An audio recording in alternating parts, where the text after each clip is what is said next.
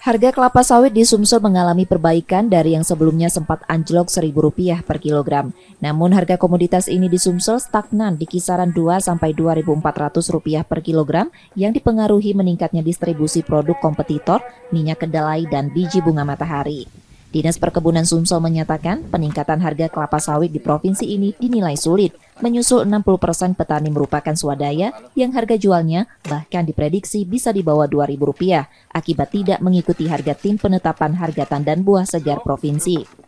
Berbeda dari harga petani plasma yang saat ini dinilai aman. Untuk itu diharapkan Pemprov Sumsel dapat melakukan pendampingan untuk stabilitas harga terhadap petani swadaya melalui unit usaha yang saat ini diakui tengah diupayakan. Ya, kalau harga sawit kita ini sudah mulai merangkak naik.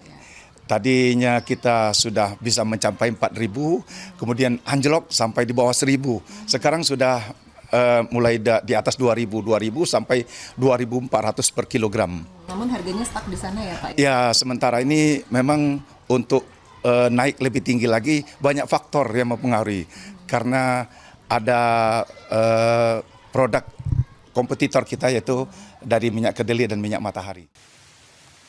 Kelapa sawit merupakan salah satu komoditas ekspor Sumsel dengan India sebagai negara tujuan utama. Reski Oktora, Muklas Defensial, Kompas TV, Palembang, Sumatera Selatan.